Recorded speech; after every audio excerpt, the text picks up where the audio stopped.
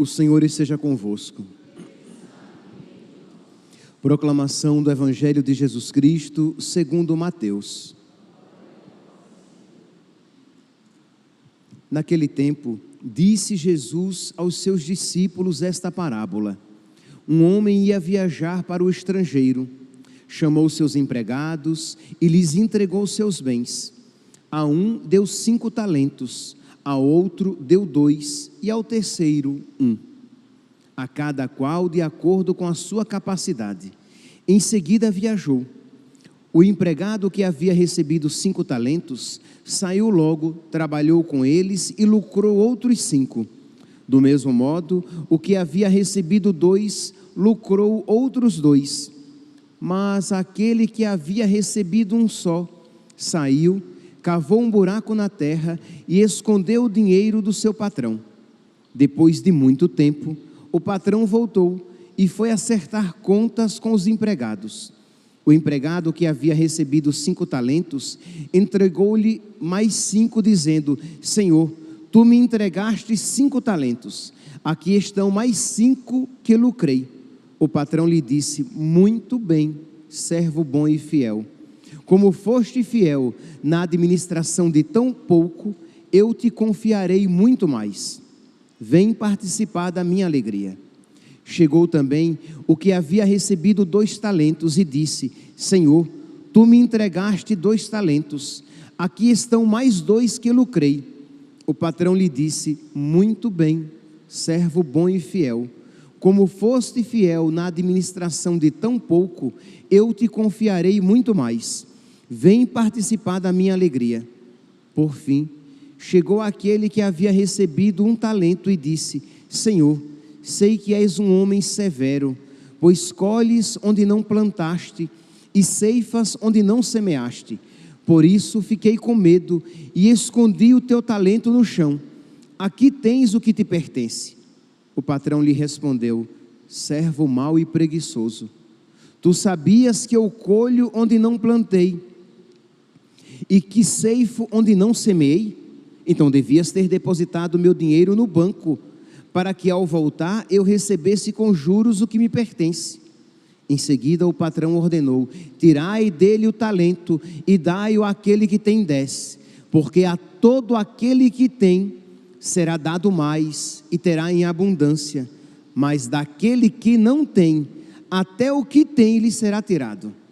Quanto a este servo inútil, jogai-o lá fora na escuridão, ali haverá choro e ranger de dentes. Palavra da salvação.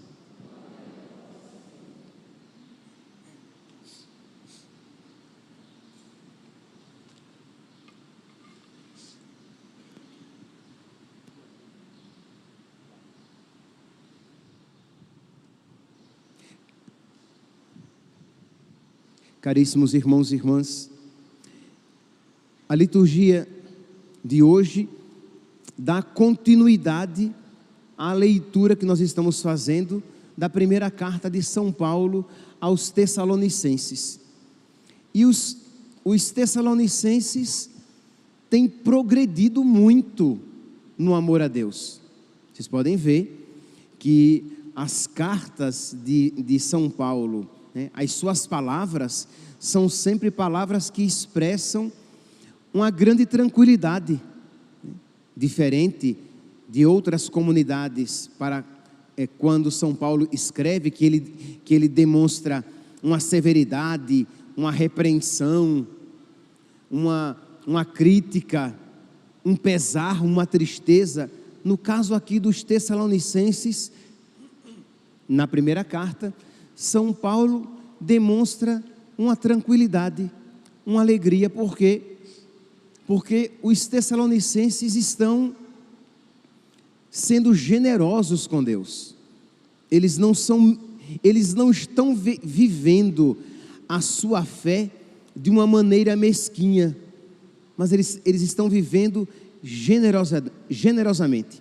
Eles não estão seguindo apenas aquilo que é obrigatório, eles estão fazendo aquilo que agrada a Deus. Eles estão sendo guiados não pelo temor do castigo, mas eles estão sendo guiados pelo amor a Deus, pelo desejo de dar alegria a Deus.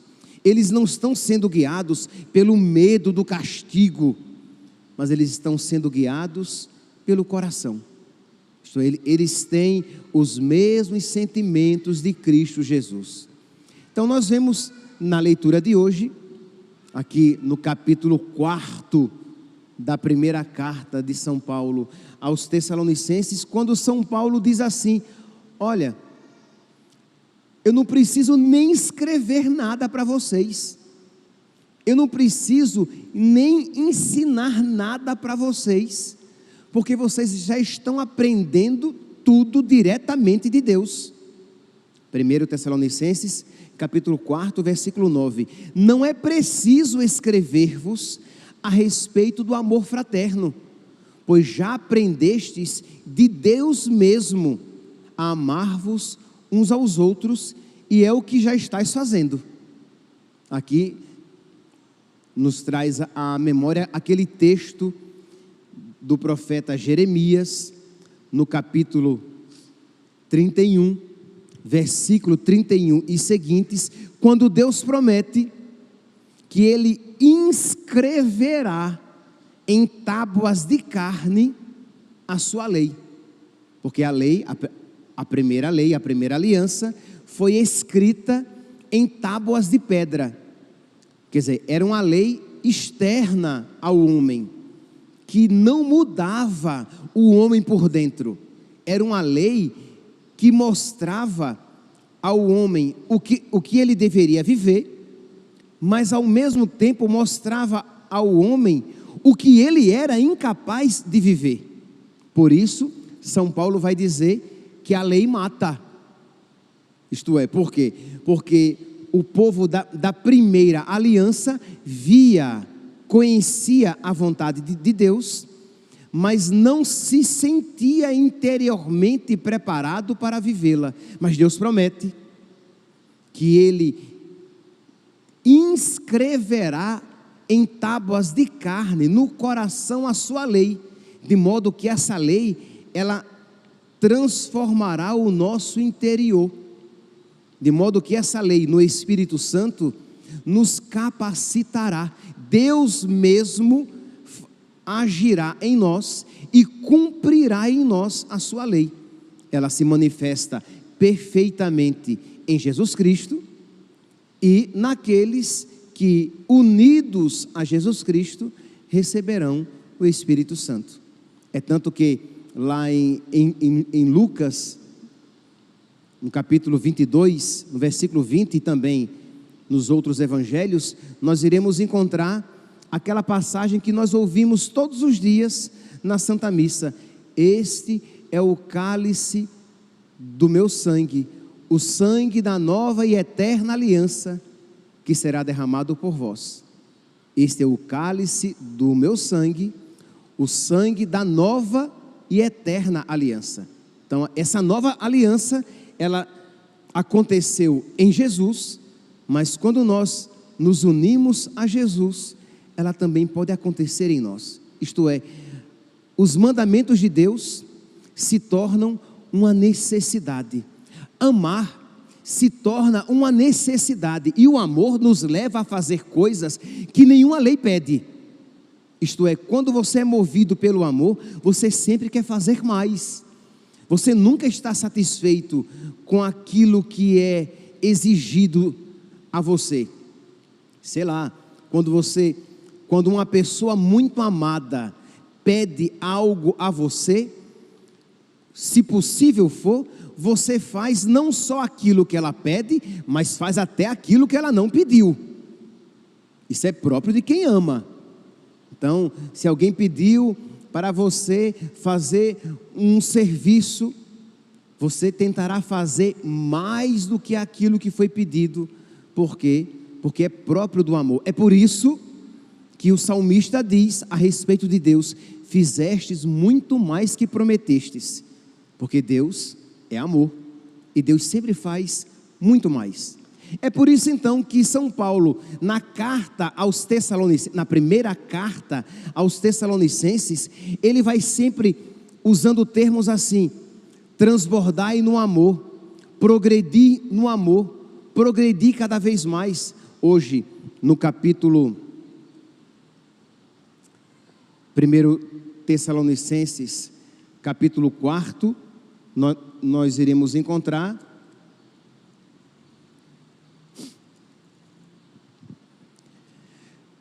no versículo 10, nós só podemos exortar-vos, irmãos, a progredirdes sempre mais. Isto é, não tem mais nenhuma lei que nós precisemos ensinar. Então, eu digo, progridam ainda mais. Isso ele disse hoje, na leitura de hoje, mas nós ouvimos ontem, 1 Tessalonicenses, capítulo 4, versículo 1. Fazei progressos ainda maiores. Eles estavam progredindo, e São Paulo vê que eles estão agindo além da obrigatoriedade da lei. Então São Paulo diz o quê? Fazei progressos ainda maiores. Na quinta-feira, nós ouvimos em 1 Tessalonicenses, capítulo 3, versículo, no versículo 8, ele diz: vós já estáis firmes no Senhor, então que o Senhor vos conceda que o amor entre vós aumente e transborde sempre mais. Então usa aqui uma expressão exagerada, né? Que o amor cresça, que o amor transborde. Ora, meus irmãos, é isso o que Deus espera dizer a cada um de nós. Mas é triste quando o nosso coração está tão tacanho que Deus não pode dizer ainda que o amor transborde, se nós vivemos calculando o pouquinho de amor que damos a Deus. Deus ainda não pode dizer, fazei progressos ainda maiores, quando nós ainda estamos amarrados a pequenas coisas, quando você ainda está, amarrado a pecados mortais, quando você está amarrada às suas vontades. Como é que Deus vai dizer, fazei progressos ainda maiores, se nem o básico da vida cristã ainda está sendo vivido?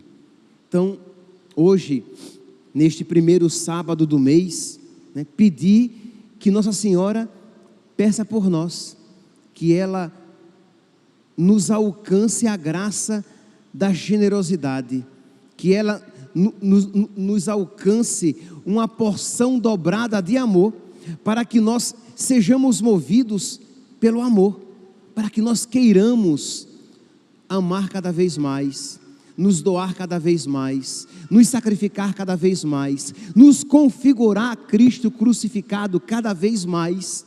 E aí, quanto mais configurados a Cristo, mais nós iremos progredir no amor a Deus. E exatamente o contrário disso que nós encontramos no Evangelho de hoje. O Evangelho nos apresenta essa parábola em que diz que um patrão, que um homem vai viajar para o estrangeiro, e ele distribui, chama os seus empregados e distribui talentos entre eles. Então a um ele dá 5, a outro ele dá 2, e a outro ele dá 1, e ele dá a cada um segundo a sua capacidade. Não há mesquinhez nem injustiça. Este patrão, que é a imagem de Deus, ele dá segundo a capacidade que cada um tem de receber. E diz então que depois de muito tempo ele volta e ele vai então, aqueles empregados terão que prestar contas. E diz que aquele que ganhou 5 talentos, diz: olha, eu consegui lucrar mais 5. E o patrão diz: muito bem, servo bom e fiel, como foste fiel na administração de tão pouco, eu te confiarei muito mais. Depois vem aquele que recebeu 2 talentos e entrega mais 2 talentos que ele produziu. Mas depois vem aquele que recebeu 1 talento e que, por preguiça, por falta de generosidade, por preguiça, ele enterrou aquele talento e não produziu nada. E ainda colocou a culpa em Deus, ainda colocou a culpa no patrão. Olha, eu sei que o Senhor é muito radical, é muito exigente, que o Senhor colhe onde não planta. Então eu, com medo, quer dizer, a culpa é do Senhor, eu, com medo, eu enterrei o talento. E qual é, meus irmãos, a resposta de Deus? Servo mau e preguiçoso. Isto é, ele estava apenas procurando uma justificativa para a sua maldade e a sua preguiça.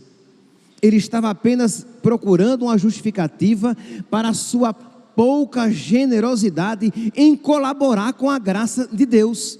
Quer dizer, quando nós olhamos os cristãos em Tessalônica, nós vemos uma total generosidade.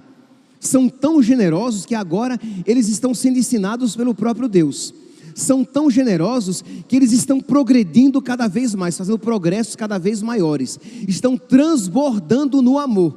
Por quê? Porque existe generosidade. Mas, meus irmãos, quando não existe generosidade, nós vamos perdendo até aquele pouco que nós tínhamos. Apliquemos isso à nossa vida espiritual. Se você for generoso com Deus, se você colaborar com a graça de Deus, se você não for uma serva preguiçosa, se você não for um servo preguiçoso, você que tem, terá cada vez mais a graça de Deus no seu coração, os dons de Deus no seu coração, e você vai transbordar cada vez mais no amor de Deus, sendo ensinado pelo próprio Deus. Mas se você, por preguiça, por má vontade, por falta de generosidade, por não querer colaborar com a graça de Deus, por querer que Deus faça aquilo que Ele pede que você faça, e Deus não fará por nós aquilo que Ele espera de nós, Ele nos concederá a graça para que nós façamos. Ele nos ajudará, mas cabe a nós. Pois bem, quando você então, por preguiça, por falta de generosidade, por não colaborar com Deus, quando você se trava na sua vida espiritual, você não só não progride, como você regride. Na vida espiritual, nunca se está parado. Ou você está crescendo, ou você está regredindo, diminuindo. E exatamente então este é o sentido que nosso Senhor diz o que? Olha, a quem tem, será dado. Então pense em alguém que é generoso, que é dócil, que procura amar a Deus aqui neste mundo. Está progredindo, está fazendo progressos cada vez maiores, está transbordando no amor. Agora pense naquela pessoa batizada, que fez a primeira comunhão, que é até crismada. Então ela tem graças que lhe foram dadas, mas se ela não está colaborando com a graça de Deus, ela está perdendo até aquilo que ela tinha recebido.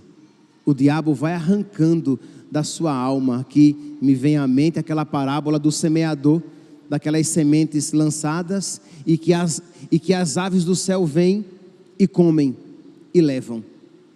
Então isso, meus santos, acontece na vida espiritual de todos nós.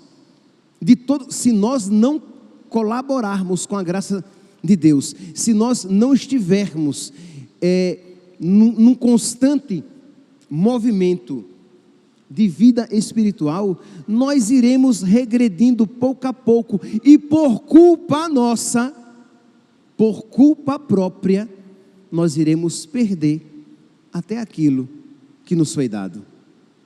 Essa é uma passagem que não poucas vezes as pessoas vêm às vezes e perguntam: eu não entendo, parece até uma injustiça que Deus dá a quem tem, e tira até o pouco daquele que pouco tinha.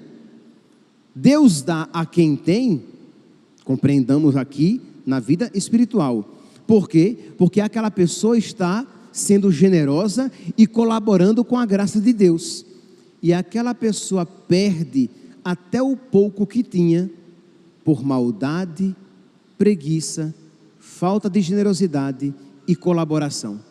A palavra de nosso Senhor aqui é uma palavra que desvela o coração daquele servo que queria colocar a culpa no seu patrão, dizendo que ele era muito severo e ele estava com medo e por isso enterrou. Servo mau e preguiçoso. Meus irmãos, depois desta palavra, nós temos diante de nós a primeira leitura, ou melhor, o texto aos Tessalonicenses, cristãos generosos, dóceis, que estão progredindo, que estão colaborando, que estão procurando fazer mais do que aquilo que a lei em si pede. E encontramos este servo mau e preguiçoso, mesquinho, que mal fez aquilo, o mínimo que lhe era esperado. Quem é você nessa história? Como você tem se comportado nesses últimos meses? Em que estado se encontra a sua alma? E é fácil de responder. Isso não é uma pergunta muito difícil para ser respondida. Como tem sido a sua vida de oração? Você tem sido generoso ou mau e preguiçoso? Má e preguiçosa? Como tem sido a sua postura diante das dificuldades da vida, dos sofrimentos da vida, das humilhações da vida? Você tem sido generoso, generosa, isto é, você tem abraçado a cruz e tem vivido com paciência as dificuldades da vida? Ou você tem sido má e preguiçosa, sem querer colaborar com a graça de Deus? Isto é, você até diz que quer ser santo, que quer ser santa, mas quando a cruz bate à porta da sua vida, você se rebela, você se revolta, você se cansa de sofrer as demoras de Deus. E como diz a palavra de Deus, sofre as demoras de Deus. Você tem sido generoso, você tem sido generosa em sofrer a cruz na sua vida? Como tem sido a sua vida de caridade? Você tem procurado viver a caridade, ser caridoso na paciência, caridoso no tempo que você dá aos seus filhos, à sua esposa, caridoso na ajuda que você pode conferir, ajuda financeira até, que você pode conferir a alguém? Ou você tem sido mesquinho, isto é, você não quer se doar, você está com os olhos sempre voltados para você e para as suas necessidades? Quem tem sido você nessa situação? Pode ser, meus irmãos, que diante dessas perguntas, muitos aqui digam assim: Padre, infelizmente, eu mais tenho me assemelhado ao servo mau e preguiçoso que aos generosos tessalonicenses, que estavam fazendo progressos cada vez maiores. Pois bem, então hoje, meus santos, neste primeiro sábado do mês, voltemo-nos para Nossa Senhora e peçamos que ela nos alcance a graça de um coração diferente. Ela que teve a graça, de gerar o Filho de Deus, de trazer, com as suas entranhas, formar o Filho de Deus no seu seio, que ela nos alcance um coração novo. Que ela, como boa mãe, como mãe de misericórdia, como mãe da sabedoria, ela sabe como educar a nós, os seus filhos. Que ela nos eduque no caminho do Evangelho, no caminho da fé, no caminho do amor, no caminho da santidade. Reconheça, diga assim: minha mãe, eu sou difícil, eu sou tão preguiçosa, eu sou tão mal, eu tenho tanta má vontade em progredir. Eu sei até o que é certo, eu sei até qual é o melhor caminho, mas eu sou preguiçosa, mãe. Eu sou preguiçoso, eu não tenho dado passos, eu não só não tenho progredido, como eu sequer tenho dado passos na vida espiritual. Ajuda-me, mãe, toma-me pela mão e não permita que eu me perca. Não permita que seja dito a mim o que a este servo mau e preguiçoso foi dito, porque no final dos tempos, o que aconteceu a eles, acontecerá a nós. O Senhor pedirá contas dos talentos que Ele nos concedeu. E o que é, meus santos? O que é que será dito a nós? Muito bem, servo bom e fiel, eu vos confiarei muito mais. Vem participar da minha alegria. Ou, servo mau e preguiçoso, afastai-vos de mim, malditos, destinados ao fogo do inferno. Meus irmãos, peçamos a Nossa Senhora, sabendo que nós não merecemos o que estamos pedindo, mas hoje, mais do que nunca, no primeiro sábado do mês, é o seu dia, e nós hoje a invocamos como Mãe da Misericórdia. Para terminar, nós todos somos filhos, e nós sabemos que há dias em que as nossas mães estão muito predispostas a dar o que nós pedimos. Tem dias que elas estão, as nossas mães aqui na terra, né? Que elas estão mal-humoradas, que elas estão de mau humor, e não adianta pedir nada que a resposta será não. Mas há dias que elas estão cantarolando, que elas estão ternas, que elas estão generosas, e nós sabemos que podemos alcançar muito, porque ela está de bom humor. Pois bem, a nossa mãe é sempre boa, a nossa mãe é sempre predisposta a conceder graças de conversão, graças espirituais. Peçamos como filhos, peçamos com toda a confiança, peçamos com humildade, peçamos com toda a certeza de que ela quer nos conceder a graça de nós nos assemelharmos cada vez mais ao seu Filho Jesus. Mas que ninguém hoje saia desta igreja, que ninguém hoje deixe de ouvir esta homilia sem pedir a Nossa Senhora Mãe de Misericórdia, que conceda a cada um a graça de um coração semelhante ao coração de Jesus. Louvado seja nosso Senhor Jesus Cristo, para sempre seja louvado.